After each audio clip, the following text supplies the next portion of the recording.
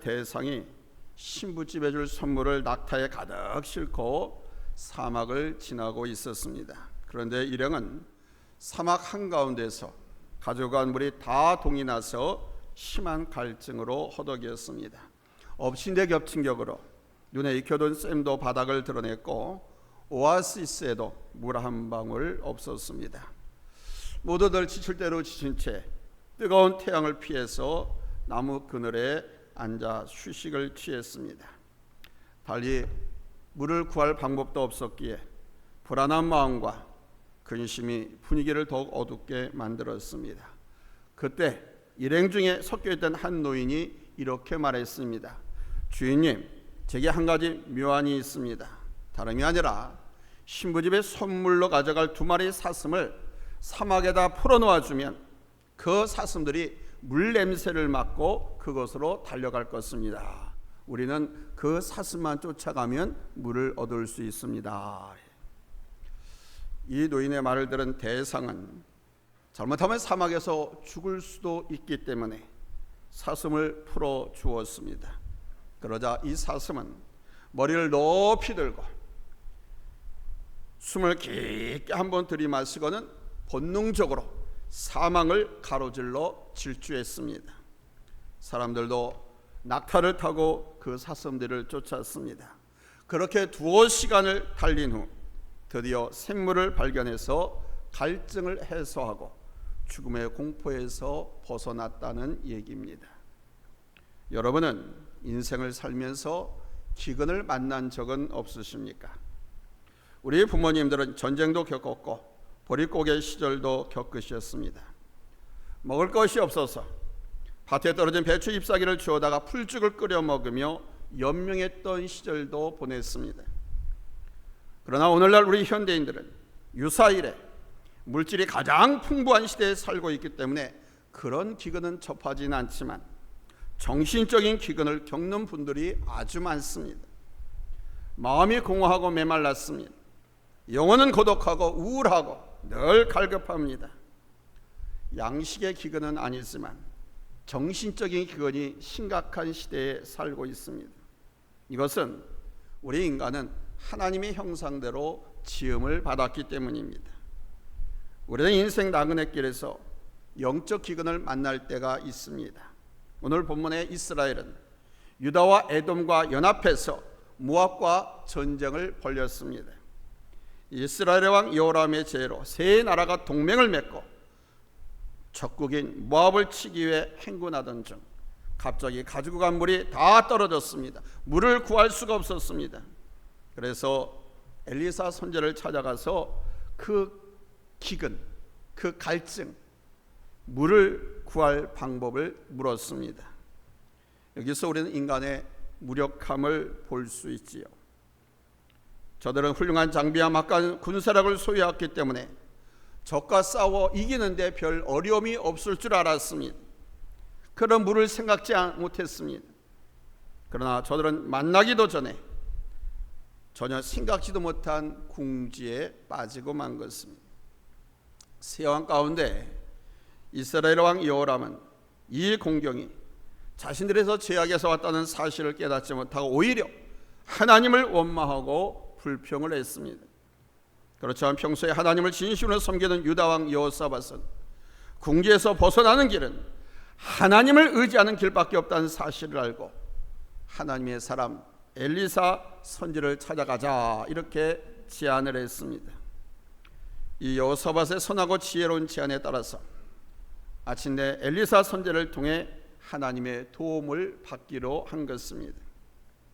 엘리사는 불결경한 이스라엘 왕 여호람의 행동에 화가 났지만 선하고 경건한 유다 왕 여호사밧의 낯을 봐서 화난 마음을 가라앉히고 하나님께 간구했습니다. 엘리사는 성령께서 주신 하나님의 말씀을 듣고 저들에게 이렇게 선포했습니다. 16절 여호와의 말씀이 이 골짜기에 개천을 많이 파라 하셨나이다. 군사들은 엘리사 선지자의 말씀을 따라서 골짜기 개천을 많이 파고 기다렸습니다. 과연 하나님께서는 약속하신 대로 엄청난 양의 물이 가득 흘러 넘치게 했습니다. 성령의 도움으로 공고에서 벗어날 수 있었고 그 전쟁에서 승리했습니다. 이제 이들의 경험을 통해서 우리의 경우를 생각해 보고자 합니다. 첫째로, 그럼 오늘 우리의 형편은 어떻습니까? 불과 얼마 전만 하더라도 우리나라는 전국이 가물었습니다. 가물었을 때 사람들은 하늘에서 비 내려주기를 얼마나 고대하는지 모릅니다. 언제 어디서나 사람 사는 곳에는 물이 가장 소중한 것입니다. 물이 없으면 생명이 살아갈 수가 없습니다. 물이 있어야 식물이 살고 열매를 맺고 물이 있어야 사람도 살아갈 수 있습니다. 우리 사람 몸에서 물이 차지하는 비중은 아주 큽니다. 가 태어난 갓난 아기 몸은 80% 정도가 물이고요.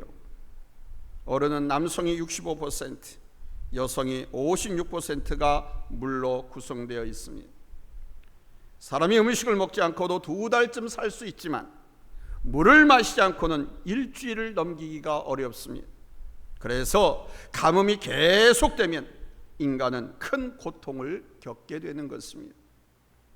이 가뭄은 마지막 때가 되면 나타나는 현상 가운데 하나입니다.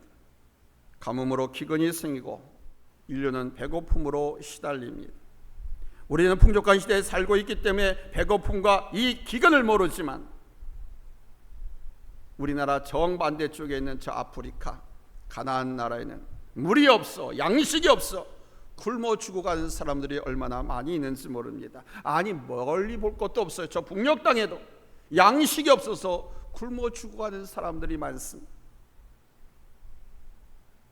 인간은 이 자연의 물이 가물면 정상적으로 살 수가 없어요. 그러나 마실물이 풍성하다고 해서 다 살기 좋은 세상이 되는 것은 아닙니다. 이 시대는 사랑과 인정의 가뭄이 심각합니다. 사람 사는 사회는 물질이 많다고 살기 좋은 세상이 아닙니다.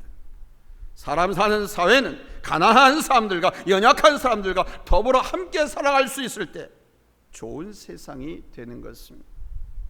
이것은 사랑을 말하는 것, 훈훈한 인정이 오갈 때 살기 좋은 사회가 되는 것입니다. 그런데 오늘 우리가 살고 있는 이 사회는 사랑과 인정의 가뭄이 들었습니다. 주님은 서로 사랑할 뿐만 아니라 원수까지도 사랑하라고 하셨는데 믿지 않는 사람들은 물론이고 예수 믿는 사람들도 그 사랑을 찾아보기가 어렵습니다. 사람들은 흔히 교회에 사랑이 없다고 합니다. 사실입니다. 요즘 안티 기독교가 극성을 부리는 원인 중에 하나도 바로 이 사랑의 부재입니다. 교회는 성도들끼리는 물론 사회를 향해 사랑을 행동으로 보여주어야 합니다. 저 시골에서 올라온 두 청년이 교회를 나왔습니다. 그러나 여러 달이 넘도록 누구 하나 그 청년에게 인사하는 사람이 없었습니다. 그래서 한 청년은 내가 다음 주일에 교회 나갔다가 아무도 나한테 인사 안 하면, 알아주는 사람이 없으면 나 그 다음부터는 교회 안 다녀, 이렇게 결심했습니다. 그러나 다른 청년은 다음 주에 교회 가면 내가 먼저 인사해야 되겠다, 이렇게 결심을 했습니다. 두 청년이 그 다음 주일 다 교회에 나왔습니다. 역시 아무도 인사하는 사람이 없었습니다. 그래서 한 청년은 결심한 대로 교회를 나갔습니다. 그러나 다른 청년은 교회에 나가서 먼저 다른 사람들에게 인사를 건넸습니다. 그랬더니 사람들이 아주 반갑게 맞이해 주더랍니다. 청년이 먼저 인사하고 알아주니까 성도들은 그렇게 기쁠 수가 없다고 하더랍니다. 그 청년은 그 후에도 계속 교회에 나갔으며 나올 때마다 만나는 사람들에게 반갑게 인사를 하였고 많은 성도들과 교제를 나눌 수가 있었습니다. 우리 예수님께서 불법이 성함으로 많은 사람의 사랑이 식어지리라고 말씀하셨습니다. 말세가 다가오면서 사랑이 식어지는 것은 이미 예언된 말씀입니다. 그러나 이제는 사랑을 받겠다, 사랑을 받으려는 이 생각에서 내가 사랑을 베풀겠다라고 하는 마음으로 받고 잡수십시오. 마음을 생각을 바꿔 잡수십시오. 내가 먼저 인사하고 내가 먼저 전화하고 내가 먼저 악수를 청하고 내가 먼저 찾아가지고. 아멘. 주님은 사랑하라고 하셨습니다. 이 시간에 제가 목회 경험을 통해서 여러분에게 놀라운 사실 한 가지를 가르쳐 드리겠습니다. 교회가 부흥하는 교회 특징, 첫 번째는 찬양이 살아있는 것. 두 번째는 인사 잘하는 교회. 인사 잘하는 교회는 부흥하고 성장합니다. 아무것도 아닌 것 같은데 그 인사 하나가 사랑으로 받아들인다는 거예요. 사람들은 관심으로 받아들여. 관심이 사랑이니까. 부흥하는 교회 두 가지 특징, 그 중에 하나가 찬양이 뜨겁고 살아있는 교회, 두 번째는 인사를 잘하는 교회입니다. 현대는 특히 영적 가뭄이 심각합니다. 지금은 신문이나 방송, 스마트폰을 통해서 일기예보를 알기 때문에 날씨 변화를 미리 짐작할 수 있습니다. 그러나 옛날 우리 조상들은 일기를 예보해주는 기상청 같은 것이 없었습니다. 그런데도 경험으로 일기를 잘 알아맞혔습니다. 개구리가 울거나 개미떼가 떼를 지어서 이동을 하면 비가 올 것을 알았습니다. 햇물이나 달무리를 보고 비가 올 것도 예측했습니다. 일기뿐만이 아니죠. 인간 경험을 통해서 언제나 나쁜 일이 일어날 것을 예측하고 대처해 왔습니다. 그런데 정말 알아야 할 중요한 사항인 영적인 가뭄을 깨닫지 못하고 있습니다. 영혼의 가뭄이 극심해서 성령의 담비가 필요한데 오늘날 사람들은 성령을 사모하지 않습니다. 교회에서도 그렇습니다. 사람들이 심령에 시원함을 얻기 위해서 교회에 오지만 교회에 와서도 참으로 시원함을 얻지 못하고 있습니다. 그러니 교회에 와서 시원함을 얻지 못한 사람들이 교회 밖에 있는 사람들에게 목을 축여줄 여유가 어디 있겠습니까? 나 혼자도 비틀거리면서 간신히 교회에 왔다가 돌아가는데 이웃이, 사회, 다른 사람들에게 어떻게 그 물을 나눠줄 수 있겠습니까? 여러분들은 오늘 교회에 오셔서, 아니면 항상 교회에 오셔서 영원히 목마르지 않는 샘물, 영생수를 주시겠다는 주님의 말씀처럼 여러분의 심령에 생수가 터져나기를 예수님의 이름으로 축원합니다. 할렐루야, 할렐루야. 그래야 믿음 없는 여러분의 자신을 살려내고 믿음 없이 비틀거리는 여러분의 가정을 살려내고 강항하고 갈팡하고 고민하고 메마른 이 나라 이 백성들에게 복음을 전해서 생명수를 전해서 그들을 구원할 수 있을 것 아닙니까? 이사야 선지자가 이사야서 55장 1, 2절에서 외쳤습니다. 오라 너희 모든 목마른 자들아 물로 나오라. 돈 없는 자도 오라. 너희 나와서 사 먹되 돈 없이 값없이 와서 포도주와 젖을 사라. 너희가 어찌 양식 아닌 것을 위하여 은을 달았으며 배부르게 하지 못할 것을 위하여 수고하느냐. 내게 듣고 들을지어다. 그리하면 너희가 좋은 것을 먹을 것이며 너희 자신들이 기름진 것으로 즐거움을 얻으리로다. 아멘. 돈 없이 값없이 와서 포도주와 젖을 사라고 했습니다. 가난한 자, 동마른 자들 물로 나오라고 했으니 물이 어디입니까? 교회를 말합니다. 하나님 앞을 말하는 겁니다.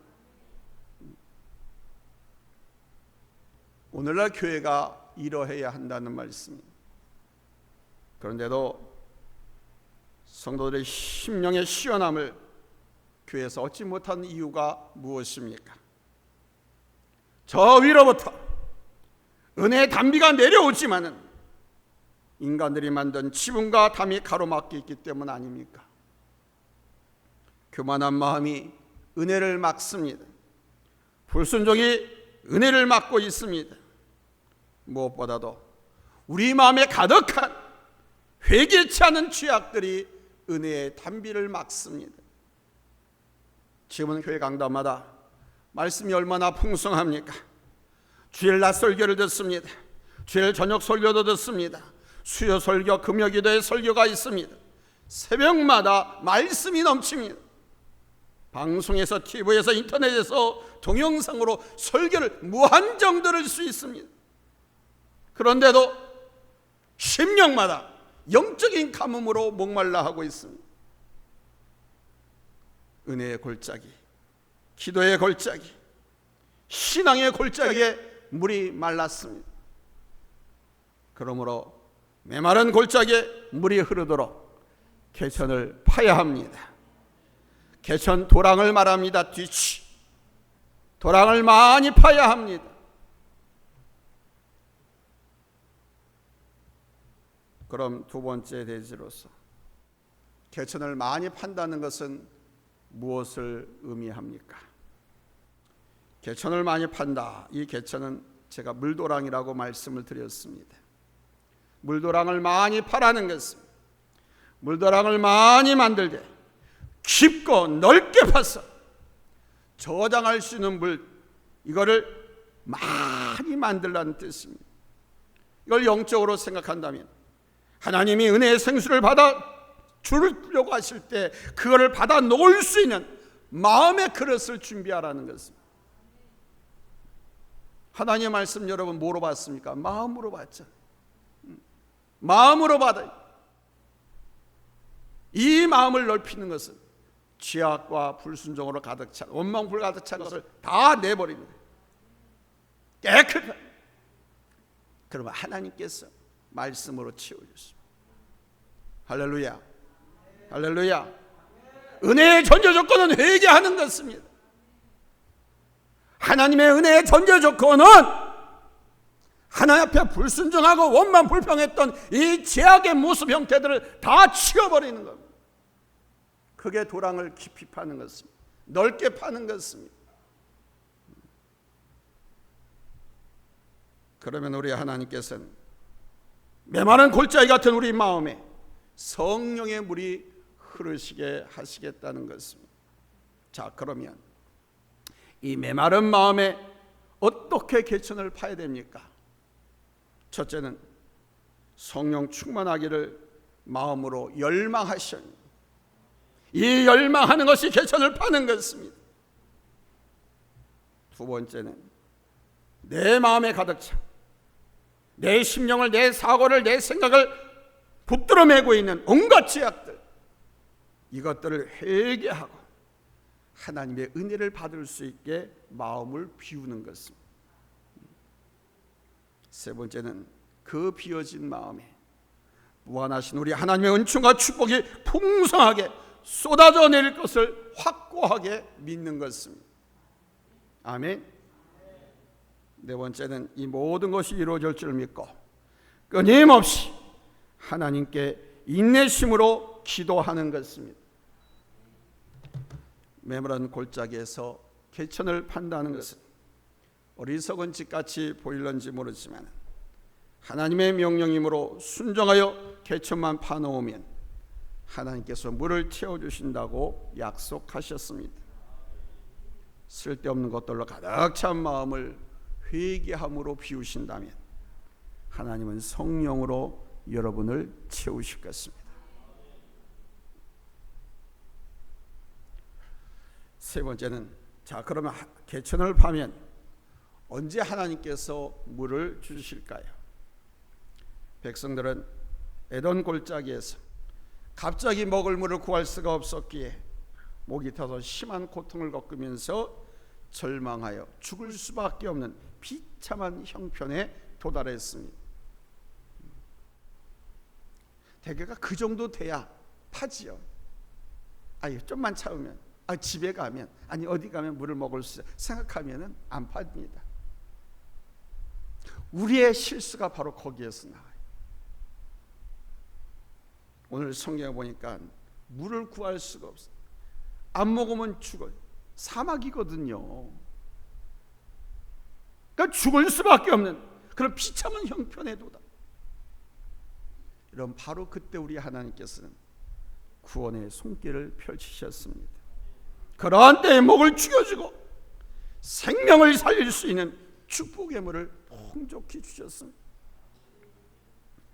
그러므로 우리의 지금 처한 처지가 아무리 어렵다고 해도 낙심하거나 하지 말아야 합니다. 결탄코 우리 하나님은 우리를 외면하지 않으십니다. 어떤 형편에서도 하나님께 구하기만 하면 자비의 손길을 펼치십니다. 하나님은 구하는 자에게 주시되 대충 주시다가 마시는 그런 분이 아닙니다. 오늘 성경에 보니까 보내주신 물이 에돔에서부터 흘러나와 그 땅에 가득하였더라 그랬습니다. 목마른 갈증, 이거를 해결하는 정도가 아니라 모든 백성과 군대가 가축들이 넉넉히 마시고도 차고 넘치게 주셨다는 것입니다. 할렐루야, 할렐루야. 자, 그러면 오늘 우리는 어떻게 살아야 되겠습니까? 축복과 은총의 물을 풍성히 주시는 것은 우리 하나님이 하실 일이지만 그 축복의 물이 골짜기에 흐르도록 개천을 파는 것은 우리의 몫입니다. 하나님은 엘리사 선지자를 통해서 이스라엘과 유다와 에돔의 세 나라가 골짜기를 넓게 깊게 파서 곧 많이 파서 물을 받을 준비를 하라고 말씀하셨습니다. 하나님이 아직은 물을 주시지 않았지만 개천을 넓고 깊게 많이 파서 비가 오면 물이 잘 흐르도록 하라는 것이죠. 평소에 물이 흐르지 않았기 때문에 그 개천엔 나무 썩은 것, 짐승 동물 썩은 것들이 쌓여서 막상 비가 온다고 해도 그 개천물 먹을 수 있겠습니까? 오염됐는데 더럽고 썩은 시체 동물들. 그러니까 비가 와도 물이 넉넉한 것 같아도 먹을 수 없는 물이 되는 거예요. 여러분, 우리가 아무리 가물어도 비가 많이 왔어요. 근데 홍수 났을 때 막 그 흙탕물, 돼지가 떠내려오고 소가 헤엄치고 사람들이 옴싸고 그다음에 뒷간에 막 그거지 하수 종말 터져 물이 넘치 그 더러운 물 먹습니까? 못 먹잖아요. 그러므로 우리가 은혜의 단비를 받으려면 그 단비를 받을 수 있는 준비를 해야 돼요.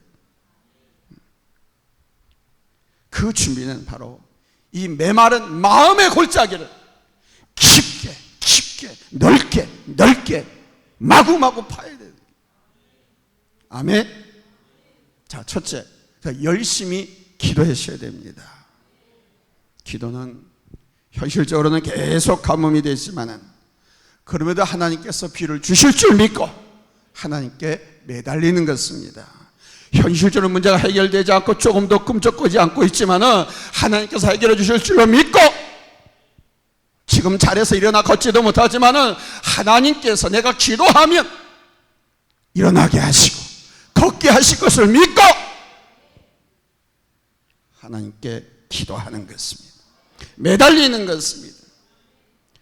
기도는 여러분은 언제 어디서나 할 수 있지요. 심지어 걸으면서도 할 수 있고 설거지하면서도 기도할 수 있습니다. 기도는 무엇보다도 마음이기 때문입니다. 기도는 하나님의 은혜라고 하는 물을 받을 수 있는 그릇을 준비하는 것이고 성령의 물이 흐를 수 있는 수맥을 터주는 것과 같은 것입니다. 메마른 마음의 골짜기를 뭐로 파자? 기도로 파자. 기도로 팝시다. 기도로 팝시다. 아멘. 두 번째는 하나님의 말씀을 열심히 사모하셔야 돼요. 기도로 하나님과 나 사이 막힌 담을 터준다면 하나님의 말씀은 은혜의 물줄기를 끌어오는 거예요. 하나님의 은혜가 바로 말씀 가운데 있습니다. 그러니 성경 읽을 때 겉으로만 읽지 말고 파면서 읽어요. 자꾸 이것저것 찾아보면 그 말씀이 또 다른 데도 있거든요. 또 그 말씀엔 답도 다른 데 있거든요. 말씀이 하나로 끝나지 않습니다. 그렇게 자꾸 파는 거예요. 다른 데서는 이 부분은 어떻게 성경에서 말씀하고 있는가? 이 말씀이 어떻게 해서 나왔는가? 원인이 뭔가? 시대적 배경, 다른 성경 찾아보면 다 이게 나오고 파는 거예요. 정말. 성경에 흐르는 깊은 진리와 은혜의 강은 바로 하나님의 말씀을 깊이 파는 사람에게만 발견되어지는 것입니다. 땅을 파야지만 물을 얻을 수 있죠. 파지 않는 사람이 물을 땅에서 얻을 수 있습니까? 말씀을 묵상하면 할수록 깊은 은혜를 맛볼 수 있습니다.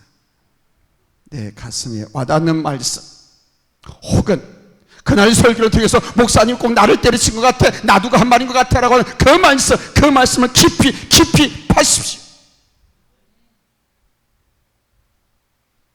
뭐 어떤 것 갖고 팔 거예요? 은혜 받은 말씀, 가슴에 와닿는 말씀, 아니면 나를 때린 것 같은, 꼭 나두가 한 말 같은 그런 말씀을 가지고 파야지. 말씀을 파면 은혜의 단물을 얻을 수 있습니다. 사랑하는 성도 여러분, 본문 20절에 아침이 되어 소재 드릴 때 물이 흘러넘쳤다 그럽니다. 경건한 마음으로 하나님께 예배 드릴 때 은혜가 넘친다는 것입니다.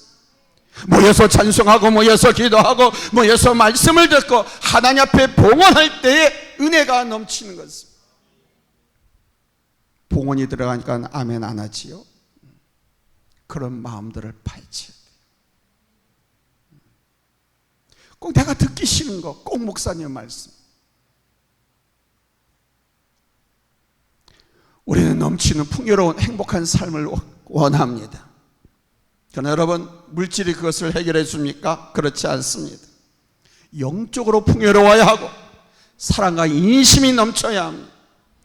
아무리 가물어도 말씀에 순종하고 기도하면 우리 하나님은 풍성하게 물이 흐르게 하십니다. 본문 20절에 아침이 되어 소재를 드릴 때에 물이 에돔 쪽에서부터 흘러와 그 땅에 가득하였더라 그랬습니다. 개천을 판 동맹군들이 무시를 마시고 기운을 회복해서 싸움터에 나가 승리했습니다. 그러나 그들이 해가는 것은 일시적인 것으로 다시 목마를 것이고 다시 물을 찾아야만 되겠죠.